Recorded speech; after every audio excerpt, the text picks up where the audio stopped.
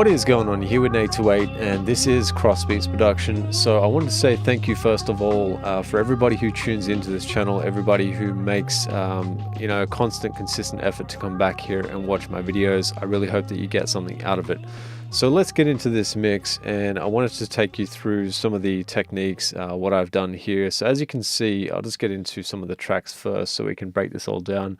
I really wanted to create this video to break down how to mix a track using stock plugins and how to go about that. I started off a series a couple of months ago, maybe or so, and I really started to get into that, and I want to kind of go through more of that series with stock plugins so you guys understand what's going on.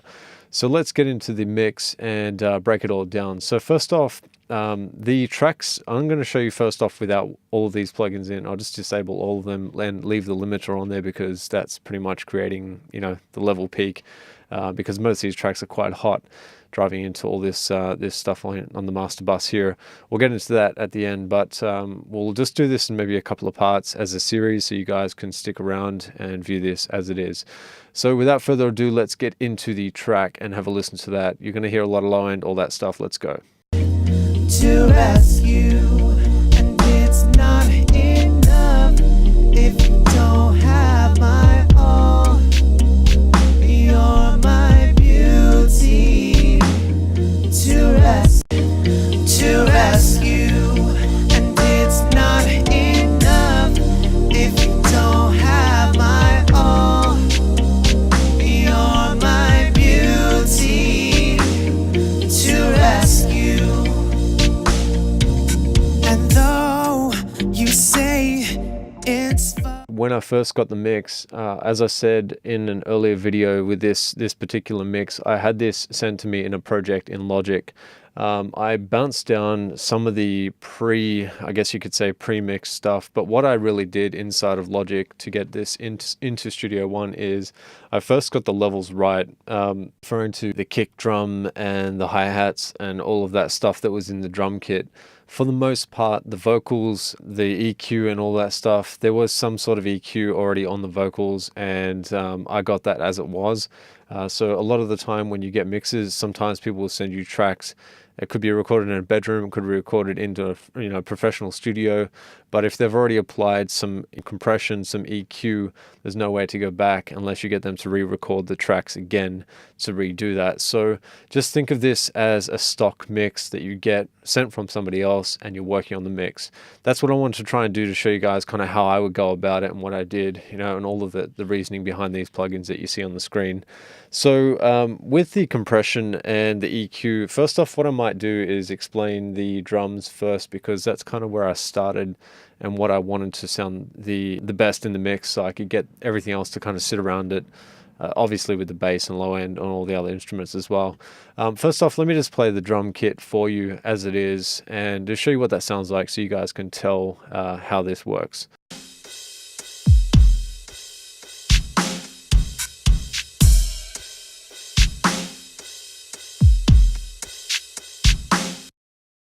Okay, so you can hear the levels are pretty well controlled with that drum kit. The main peak, I'll just bring this back up a bit here. The main peak kind of hit at about -6. Now, my thinking when I first had the drum kit here, and you'll be able to tell in a second when I take off the gate and the compressor and all that stuff, but my thinking first was to control the transients as far as the peak level. And when I first started putting compression on the drums and stuff like that, I was listening to how the attack, I'll just show you what I'm talking about with the compressor, how the attack and release were affecting the drums. So what I first wanted to do when I was compressing the drums is listen to when the kick comes in, how much punch that kick has, and then how much, I guess, sustain the rest of the kit had when it was going through the compressor. If I disable this compressor, which I will do in a second, you're going to understand what I'm talking about when I say, how much kick and sustain and all that sort of stuff. A lot of this can be done using the auto function here, which I'll just zoom in here. The auto function allows you to tame the transients in an automatic way. If you don't know much about compression or the attack and release settings, maybe try using auto first so you can kind of get an idea of what the compressor is actually doing to the sample or the track or whatever it is you're working on, and then mess around with the attack, release and threshold and the knee as well.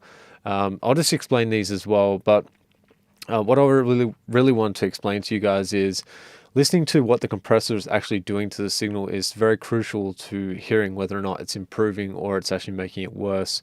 The main things I aim for when I'm compressing drums is listening to the transient peak. Like I said before with the transients, listening to that and listening to how much fuller or how much other stuff like the room comes up in the drum kit.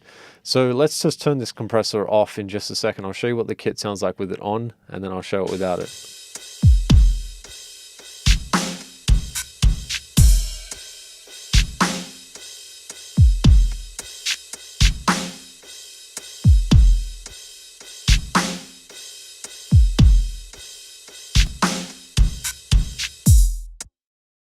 So you can hear it doesn't do too much to the sound of the actual kit, but what it is doing, it's bringing down some of that actual peak transient, and it's controlling some of that.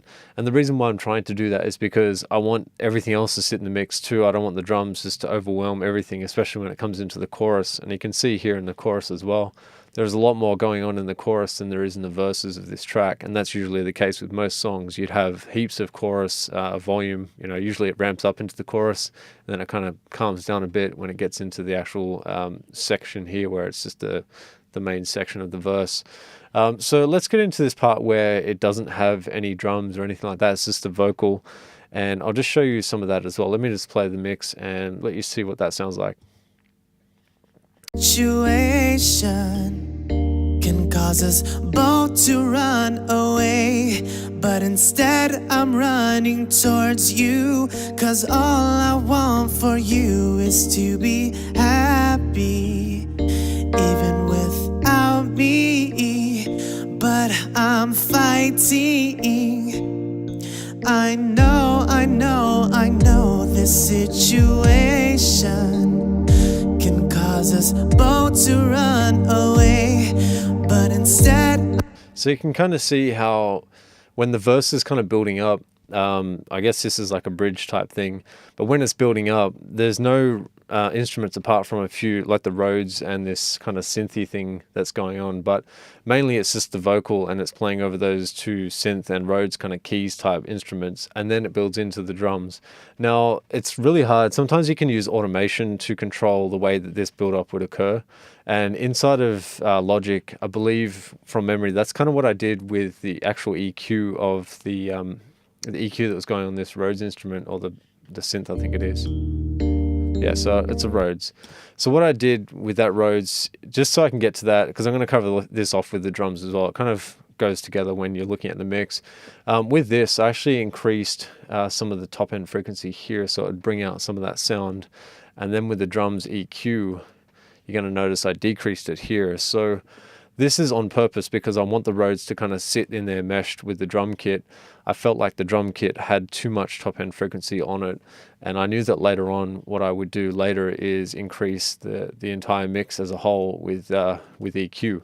So this is a vintage EQ. I've got the top end frequencies at 7 Hertz, whereas you guys saw on that drum kit I reduced it there and increased it on the Rhodes, but obviously I'm leaving a bit of room here for that to be played with. So it's like working with everything together. You got to think of your whole mix. Don't try and make the top end frequencies sit out while you're working on the mix. Maybe think about where you want instruments to sit and where you can play with it later. But if you don't have too much top end, at least at the end, you can put a bus EQ on here and then boost some up just to make it all sit evenly. It's really by taste. This is not, there's no set rules when you're mixing. It's just by taste and whatever sounds good to you. But you've really got to think about, whilst you're mixing, not to overdo it or overcook it, because when you do that, it'll come to the end. You'll realize that it's not working for you. A lot of the panning with the drum kit was already done. Because it was in a single instrument with a drum kit, I couldn't do too much with the panning, so I was just restricted to what it sounded like as it was. I'll just focus that as well with the, here we go, Ozone. So you'll see with this this Ozone, it's a free plugin. This is the only plugin I'm using that's not that's a third-party VST. But let me play the drums and show you kind of where they sit on this vectorscope.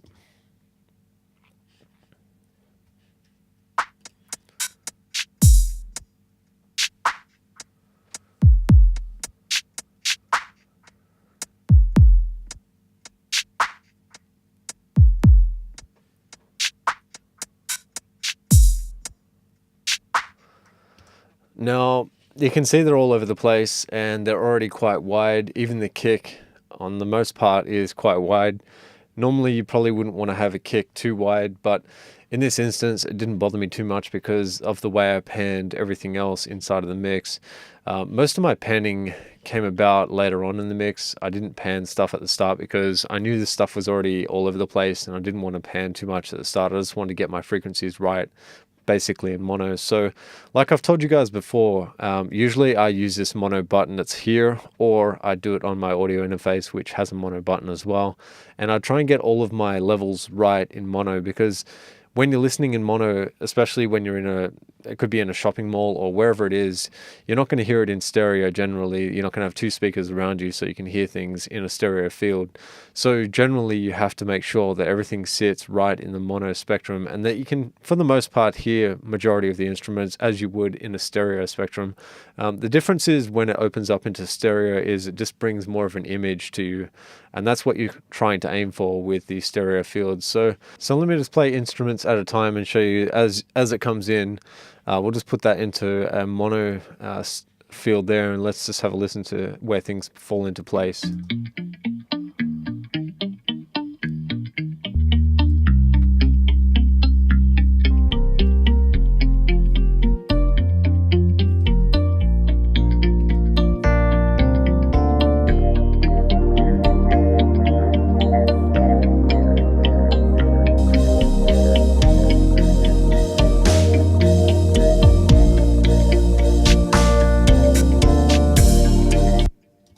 So you can kind of tell with all the instruments, you can still hear all of them as they come in, even though I switch this into mono. So it's a really good technique to know where things are sitting, especially, like I said, when you're having it in mono, you can hear things and where they're placed. Even when you're panning stuff, you can still hear it.